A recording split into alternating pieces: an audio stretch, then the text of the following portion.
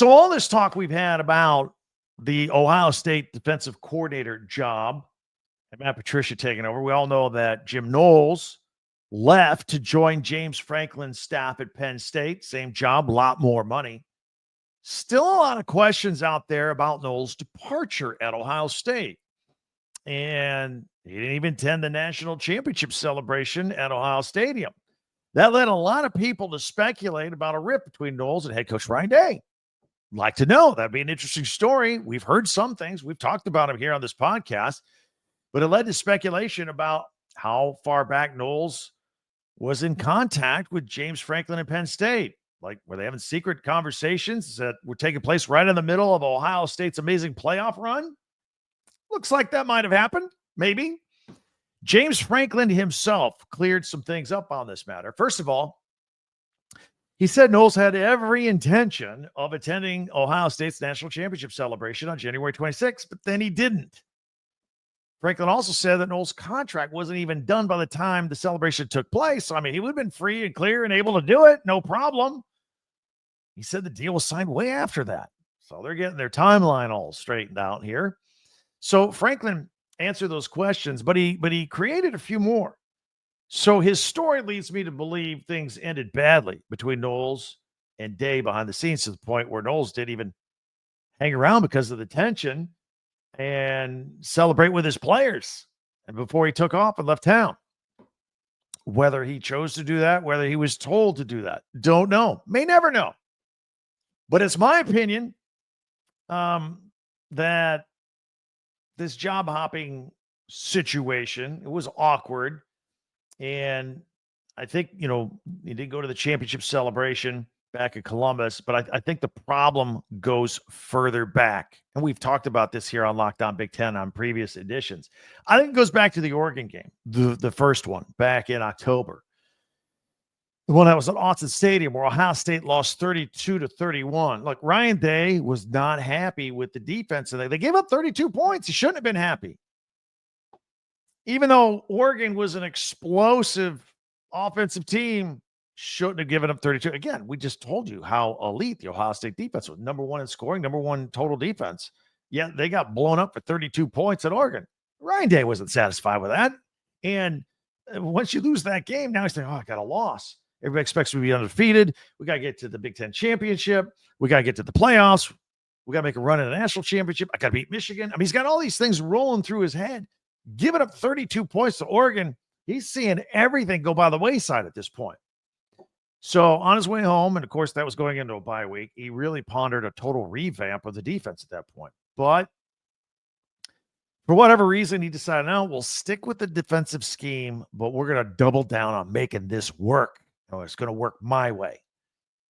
Well, that meant Day, who had been delegating his offense to Chip Kelly, now he's doing the opposite on defense. He was all in. He was attending Knowles' team meetings, getting very hands-on.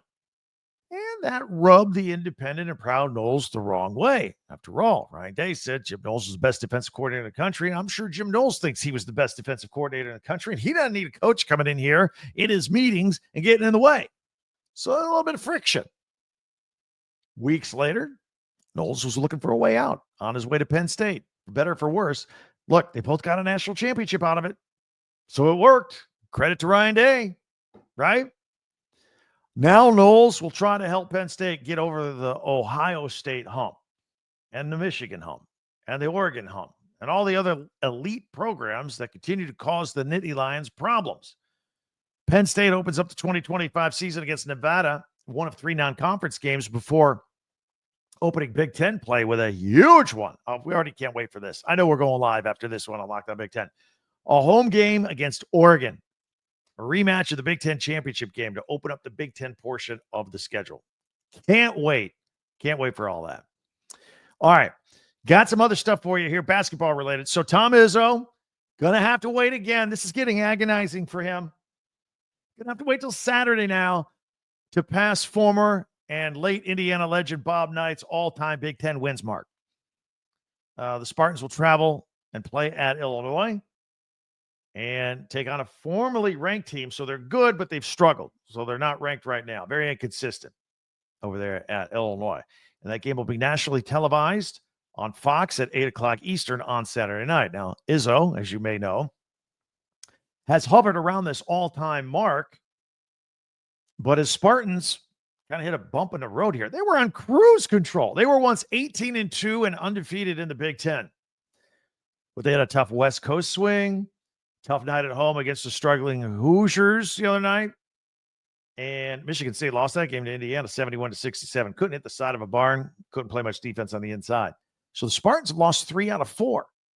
So we'll see. Still going to try and get that Bob Knight mark. I'll have to do it Saturday night against Illinois.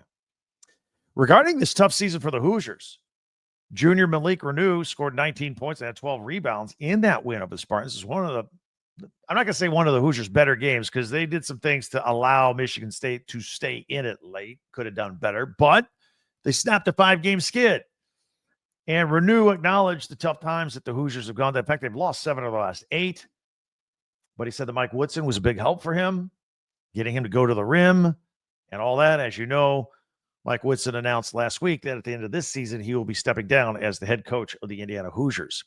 Tonight, Thursday night, we got some hoops in the Big Ten. Number 25, Maryland is at Nebraska. That's at 8:30 Eastern on the Big Ten Network.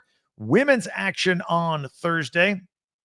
Got a handful of games here. Nebraska is at number 17, Maryland. That's at 6:30 Eastern on the Big Ten Network. And Penn State is at Illinois, 7 o'clock Eastern. Minnesota at number 9, Ohio State, 7:30 on Peacock. Rutgers at Iowa. That's at 7:30 Eastern on Big Ten Plus. And got a big one tonight on Peacock. Part of a doubleheader. I told you Minnesota and 9th-ranked Ohio State. Got an even bigger one for the nightcap. Number 1 UCLA taking on number 6 USC. 10 o'clock Eastern, 7 o'clock Pacific on Peacock. Women's hoops. Best of the best right there. Check that out. All right, coming up, we've got our Big Ten Classics, Big Ten live action that we like to do every Thursday, heading into the weekend to let you know what's coming up. And look, you're going through football withdrawal. NFL's over. You're going to be watching some more Big Ten stuff. I got the whole thing for you, highlighted a few things you want to watch. It's all coming up in 1 minute right here on Locked On Big Ten.